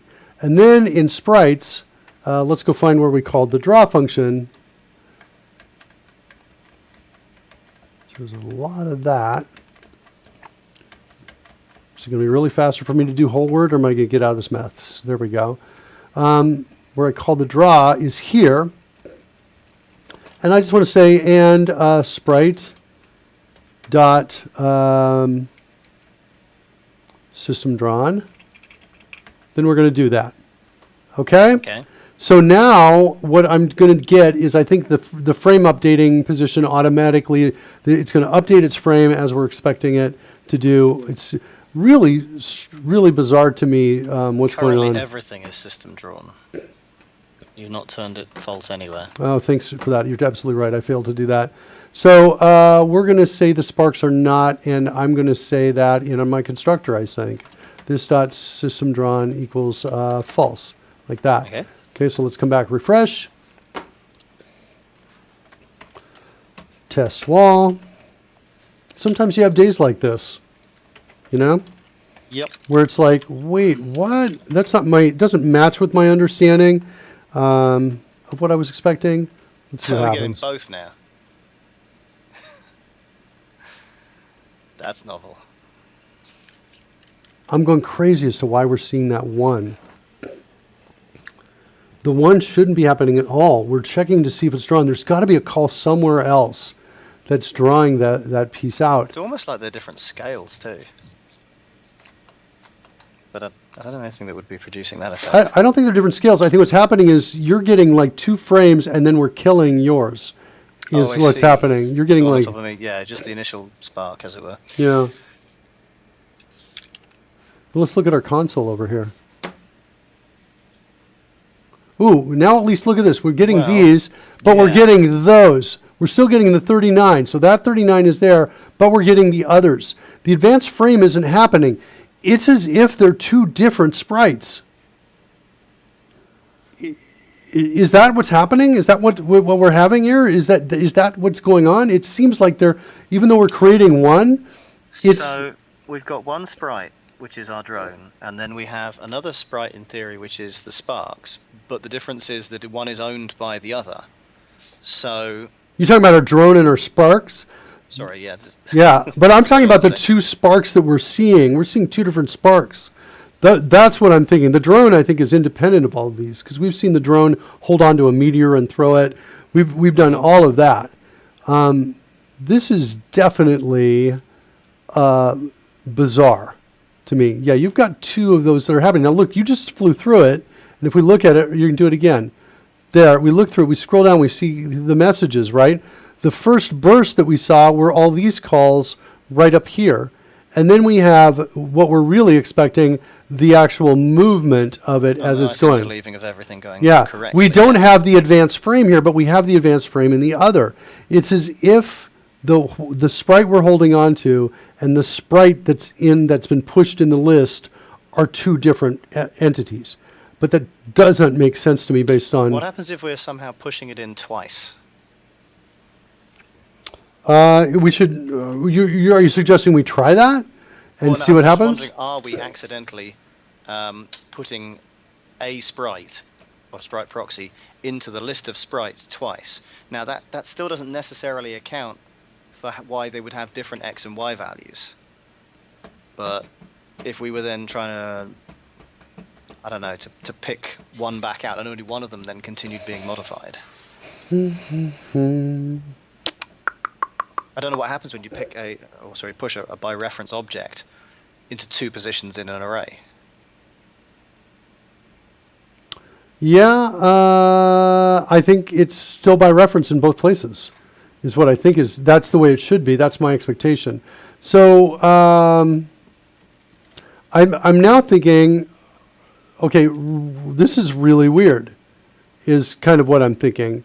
The by adding it to Upland Left Sparks is drawing it. It seems to be clearly drawing it. Why is that the case? Upland Left Sparks is it's just of type sprites, and so its draw function should just be the normal draw that's in here. And in fact, we created our descendant of it, Sparks, here, so we were sending out the draw function, and you're seeing it in two different places. You're seeing a whole bunch of them in the same place where it's not moving, and then you're seeing a whole bunch interleaved as well. My sense is that, Roy, it is not collecting these, but maybe it is. And that's kind of weird that they're not showing sequentially in order, that it would be drawing those up. Yeah. It could be these are coming from a different thread, maybe, and that's why they're all together. Maybe, I don't know, but that doesn't really make sense either. They're coming in at different times. They should be interleaved with these as well. Yeah. Is there any way to highlight one of the rows in the console and get it to give us a call stack for that individual item? I don't think so. I mean, I know all the Sparks calls are ultimately coming from the same drawer, but it's a question of what's calling that drawer and what's the hierarchy above I think we can send the call stack out to the console. I bet there's a way to do that. Yeah, we can do that if you want to. But I think it's gonna get messy in the console. I'm not sure waiting through that is what we want to do. That's the trouble, isn't it? Yeah. Yeah, I think I'm considering a completely different approach to this. Is what I think I'm doing, and it's now going to go look like. I think it's going to look like this. We created this descendant right here, but we did not. There's nothing really. We've got parent and the thrust, but those were all different tries. I think we can actually kill this. So I have an idea for a new way to do this. And the new way to do this is going to be set sparks, and we're going to call in the sprites instead. So brand new way, parent sprites, like this. So we're going to pass that object into here. And then we've got to do the draw. We've got to create a sprite. Actually, we don't even have to create a sprite proxy on it. We just have to advance the frame at the right frame rate for the sparks. Here's what I don't like about this. I feel like I can make this work, Roy, what I'm about to do. But the problem is I'm not exploiting the framework that I've built that should be working in all of these cases. But because the things that should be working kind of are not, I'm kind of like, I want to change the sparks, parent sparks, like that, parent spark sprites, like this. And we're going to do that. Let's rename this, I think. And let's do that. And that's going to create some problems up here in this area, because we're not going to have X and Y's for these. At least I don't think we have an X and Y for that. That doesn't make sense. Let's double check up here. Oh, you didn't change it. TSPS, sprites, okay. And now we should get some problems down here. And I think I want to do this. Let me go up here And let's just say, we'll call this I'm going to create two new numbers here. Spark X and Spark Y, like that. And then I'm going to come down in here and update position, and I'm going to say this dot spark X and this dot spark Y, like that, is equal to all of this. And like that. We also have a frame index a little higher up in the if. Yeah. We're going to kill that as well. We're going to figure another way to get out of this. Is not equal to undefined. Okay. And spark age, if it's greater than almost, we'll bump that up to a second. Then we're going to get that out, and we're going to set that to null. So we allow us up to a second of sparks. That's going to give our X and Y. Now we've got to draw. Okay, so we're going to manually draw this is what we're going to do. So we got to go get over the draw, which I think is above it if I recall correctly. Nope. That would mean it's below it. What's going on here? Oh, this is my draw. Okay, so draw adornments. So parent spark sprites dot draw. What's inside here? What does it take? It takes basically a now and a number, but we're going to do something different. We're going to say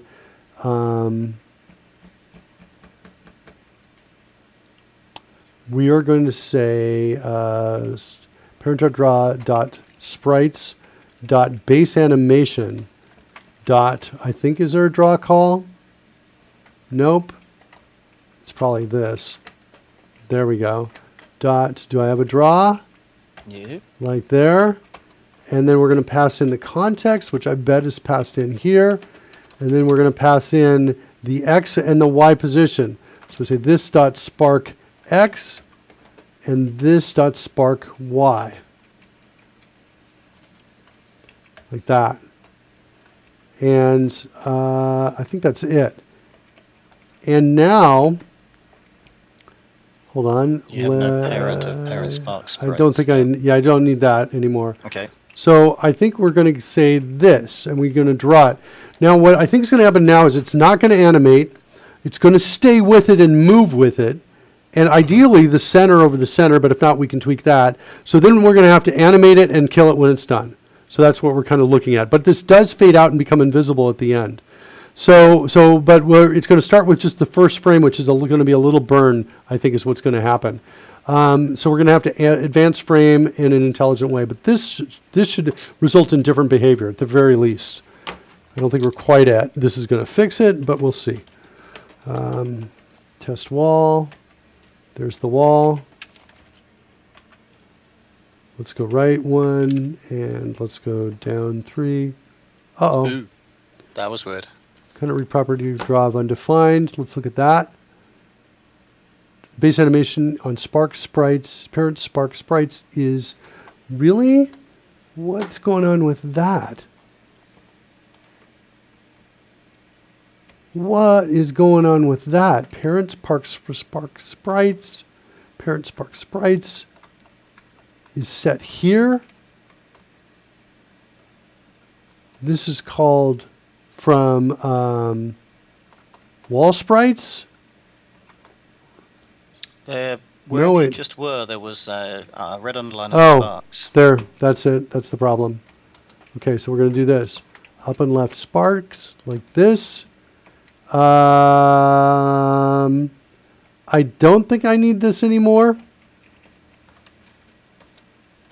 Yeah, I don't think I need any of this anymore. So it's just that now. Let's try again.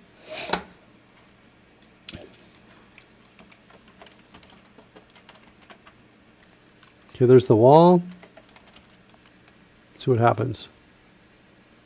That was better in Yes. about every way. Yeah. It's interesting. So the frame index doesn't get reset for you for that particular piece. What's interesting is you went through and now you're just on this kind of permanent ending frame index, which is what's interesting. And see that? Yeah. That's the last frame of it before it goes away. So advanced frame we need to do, we need to reset the frame index. Why is the frame index, what's my problem with the frame index being the wrong one? Where's it getting that from is my question here. Let's get back to where we were here. Context draw, base animation. So the base animation has a frame index in it, is what I think is the deal on this. And so this is going to determine what is going to be drawn on here. So we have to maintain our own frame index and set this, I believe.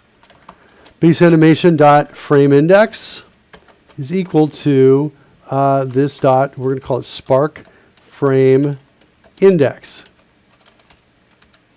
Yeah, I hate when we're getting closer in a way that doesn't feel beautiful. Yeah. You know what I mean? It's like we're getting the effect we like, but we're having to bend over backwards and wrap ourselves around in knots to get there. Yeah. So spark frame index is going to default to 0 on this. Let me look at the spark creation time when we set that right there. I'm going to say this dot spark frame index is equal to 0, like that. And then we need to call that in advanced frame. I think, do I have an advanced frame in here? Nope, advanced frame is here, is not here. Is that in sprite proxy? Advanced frame is in sprite proxy. An advanced frame is called only when we need to advance the frame out here. And this advanced frame, so this is in sprites, so this advanced frame is called in the draw.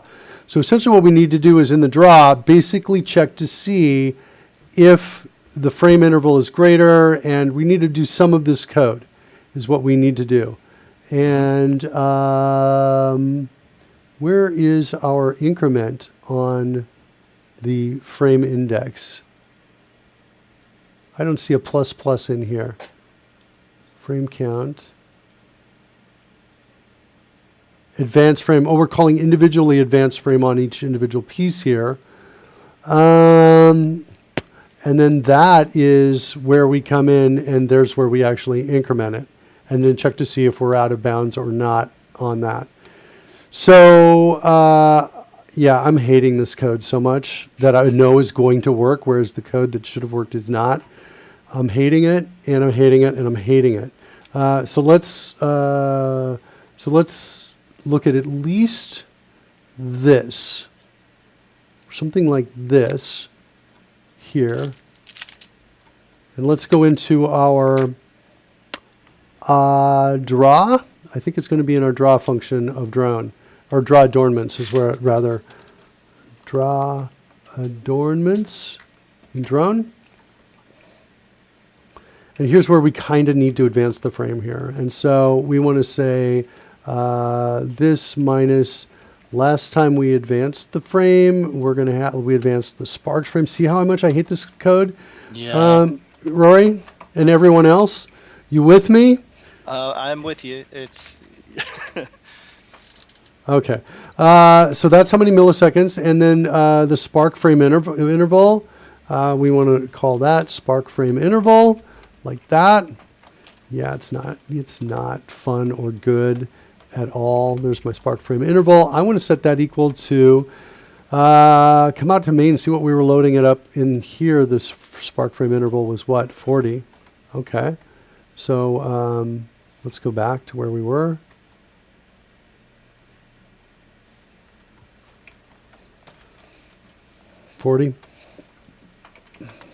Okay. Then we don't need to. So actually, if it's greater than, then we need to advance the frame. If we advance the frame, then we want to say last time we advanced the frame is equal to now. Like this. I really wanted to do bouncing today, but I'm not. I'm instead drudging through the slime, is what it feels like. Last time we is now. And then we want to come in and we want to say spark frame index plus plus. And then we want to say if spark frame index is greater than the parent sprites dot frame count. Do I've got a frame count in here? Return frame index.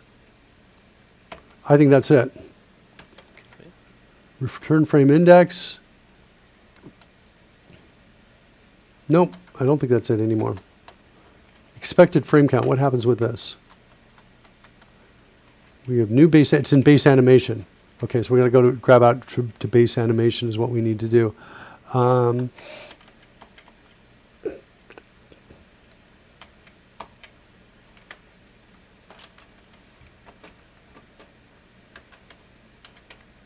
this is going to have my frame count. There it is, right, almost, right there. Okay? So if this is greater than that, then we get to say parent sprites is equal to null. Okay, yeah, that makes sense. And we can kind of get out of there, I guess, is what we can do. And then we can come down here. Now that's incremented. Now we can come down here and say if this, then we can do one more. Whoops, we can do one more begin end block, right, like that. And then we're going to set our frame index, and then we're going to call draw. Okay? Okay. Are we feeling like we might be able to put this to bed and say goodnight to this one? Possibly. Possibly. Rory does not want to commit here. All right, let's go. Test wall. There's the wall. Fly through that, Rory. I'm going to watch you. Huh. Well. Why didn't the advanced frame work? Hold on. I bet we've got console errors. Last time we advanced the frame, I bet is not set. What? No? No errors? Huh. I think last time we advanced the frame has never been set. That's our problem. And I think we need to fix that, and we might have animation if we fix that. So let's go look at our constructor. Last time we advanced the frame is equal to now. Yep. I think. And at that point, that might be it. I mean, Rory, you want to ready to bet everything on it right now? sure, why not? I have faith in you. I test your I sense your conservativeness. Oh, look at that! Look at that. Hey. That was so much work for stuff that should have just been beautiful and worked. Now it's at least totally on with you, right? As you go with it. Okay. What a mess. All right. Should we do bouncing? What time is it? We're almost at a time where we want to give away copy CodeRushed. What do you think, Rory? Well, see, I know you and I have got something else we've got to do later on as well, so I gotta move fairly on time for this piece. Okay, so you want to get out of here in 8 minutes, right? Kinda. Let's see if I can bounce in 8 minutes. Let's do that as a test. What I really need is an entire parallel life, so I can just do this 24/7. It's a little bit Right? fun, isn't it? All right, let's see if we can do the bounce here. Okay, so if we are at the bounce, if it intersects right here, like this, then what we're going to do is we are going to say test sprite, because that's the drone, right? Wait, what's happening here? What's going on? I'm not quite getting this brace right there. Oh, it's the end of the if. Is that what it is or no? Oh, yeah, it is. It's the end of the if. Okay, got it. It is. Yes, Sorry, got it. Well, it's the intersects that is then if Okay, dependent. Yeah. so if it intersects, then I want to say test sprite dot. I want to say changing direction, like this. Pass in now, like that. So we're going to tell it it's about to change direction, and then we're going to say test sprite dot velocity y equals negative velocity y. Sure. Could it be that simple? It really better be, because the other was a nightmare, is what it was. It was an absolute nightmare. I got a lot of this is a smell that things have not been going well, right? Yeah. A lot of commented code. Okay, let's try that. Let's come over here. We're going to do refresh on this. Die, kill wrath, says Will Bennett. And here comes the test wall for you. Fly on through that, Rory. And okay. Well, it's interesting. I'm bouncing now. I'm trapped. I'm snared on the fence. You can't get out. Can't get out. Okay, hold on a second. Oh, hang on. No, I can get out. I've just got to give more thrust. All right, go. Which Fly is it. pretty accurate, right? Fly at it fast, and I want to see what happens. Are you? Okay. Maybe I've got the wrong function calls in here. Interesting. So the bounce is what I think we need to do is we need to do this. We need to do. Let's try one other thing. I mean, is the problem not fundamentally that when I hit it, at whatever speed I hit it at, I am then within a zone of contact, and I'm not being ejected before the next frame kicks in and says, aha, you're still in contact, I'm going to reverse your velocity again and again and again. So I'm just constantly going back and forth. I don't know, maybe. Let's try refresh over here and see what happens. What I did is I set your position to the last position you were at and did the bounce from there. So we're going to say test wall to bring up the wall, and you might bounce back harder than you hit. That's good, though. Let's Well, go up. let me bring out the drone as well. Bounce off that. Yeah. Okay, And- that's...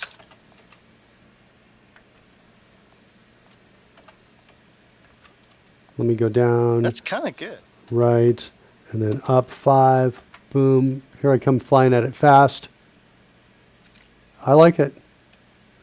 We don't have vertical line bouncing yet, but let's go up 55. Just I'll be bouncing at that thing again and again. Better. Okay. That's pretty effective. Yeah. The question is, am I bouncing further out? I think I am. I think I'm going to be inching further away each time, but there's also a degradation, so it looks like I'm actually okay. It feels pretty natural. Oh, there's one other problem. Do you notice that the very first frame of the sparks is not lined up correctly? Or at least it was there. On mine, I just saw a flash. If you look at the stream, you may catch it. So the first frame is not always in the right spot. So we need to, it looks like we're getting a call to draw before we're getting that in the right spot. We've got maybe 1 minute to try to fix that. And then we're going to give away copy CodeRushed, and we will at least say goodbye to Rory. And then, Roy, then you and I are recording our feature of the week in like about how many minutes from now? 2.5 hours my time is normal. From now. So the interesting thing is, you know how I'm a bit late at the moment because daylight savings hit me and day job kind of gets in the way. I did a quick check. I'm not sure Costa Rica has daylight savings because you're so near the equator. Oh, interesting. Yeah, you're probably right. I wonder if we're going to be like this for a long time. So That's like 6 months or... That could explain, too, why my sense of what time zone I was in changed like several months ago when I was mapping it up there. Will Bennett asks, is it just me or is the stream start time in your dashboard incorrect? Is my dashboard on screen? So underneath the stream, there's a little piece that says now live, but it says when things start, and it is in fact shown relative to me at the moment from my own perspective, and I'm based in the UK, and we've gone back to UTC, so it says 4 p.m. Okay. But that's wrong. Well, I suppose the stream did technically start at 4 p.m. I just wasn't available at that time. You came in at 5, right? Yeah, that's right. Okay. So it's accurate from my standpoint. Okay. Yeah, not sure. Will, where are you physically based? Okay, so the very first one. If you've had your time change recently, then that might explain that. Let's see. Let's go into set sparks, parent spark sprites.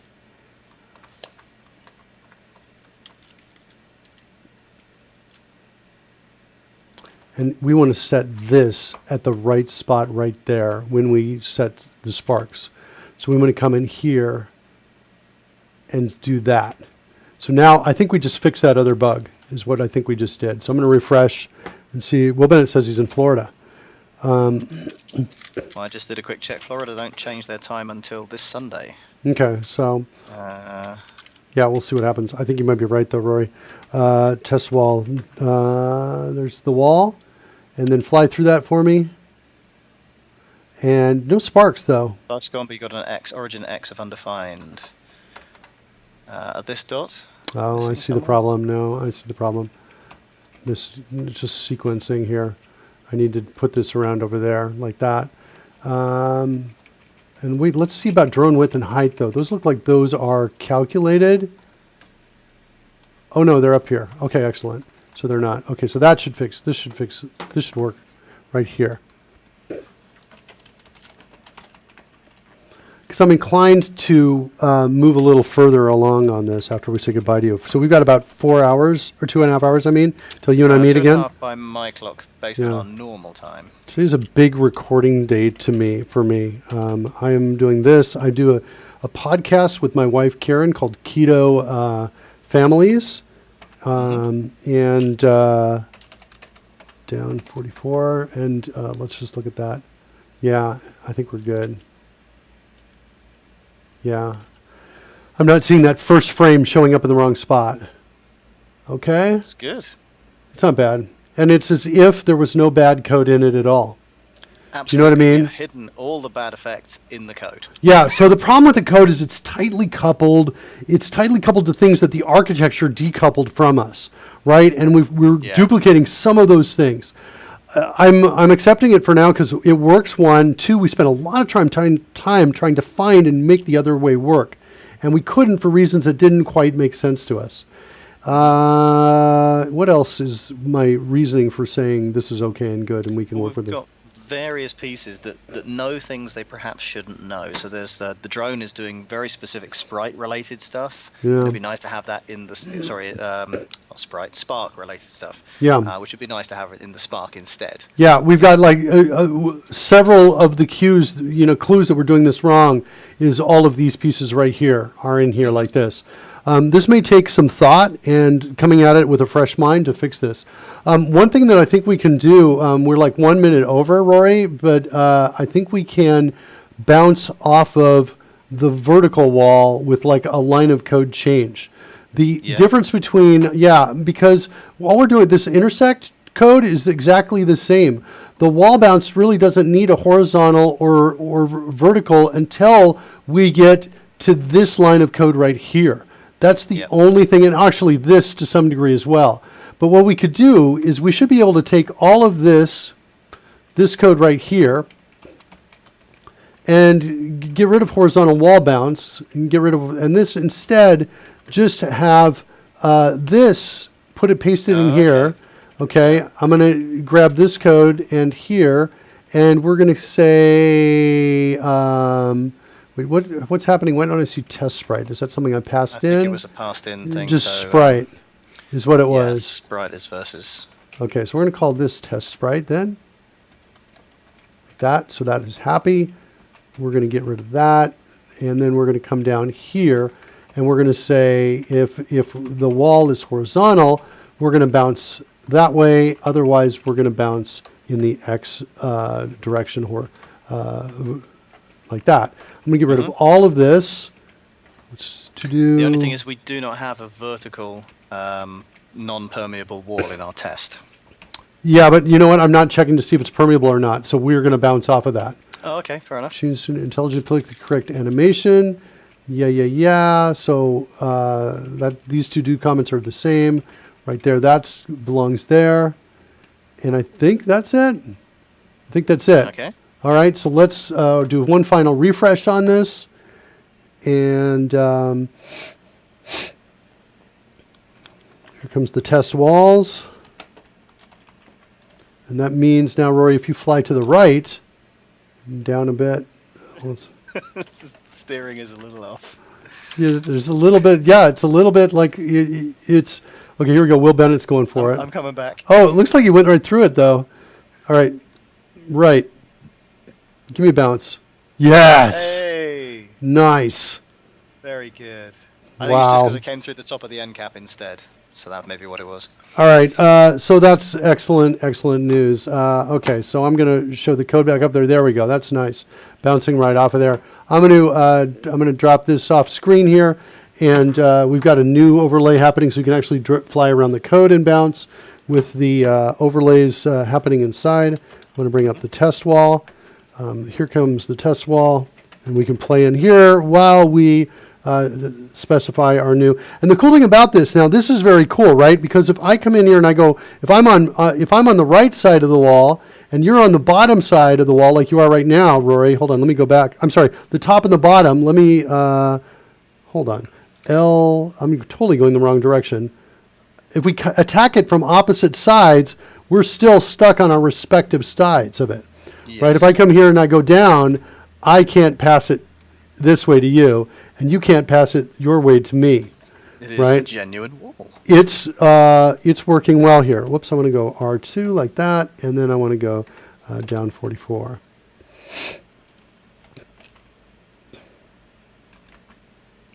Oops, I managed to get down through it.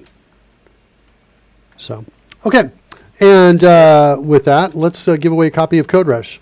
Code Rush giveaway. And today's winner is, here it comes, Z Doctor. Z Doctor. Z-Doctor. Z Doctor followed A copy of CodeRushed. us recently. Z Doctor, I'm going to DM you shortly after the show. Do I want to do any more? Maybe I want to say call it a day, and I'm gonna instead I'll move on to some other DevExpress tasks for today, and then tomorrow we will get back and we will kind of finish up the wall. Or not tomorrow. Today's Thursday, isn't it? It is, yeah.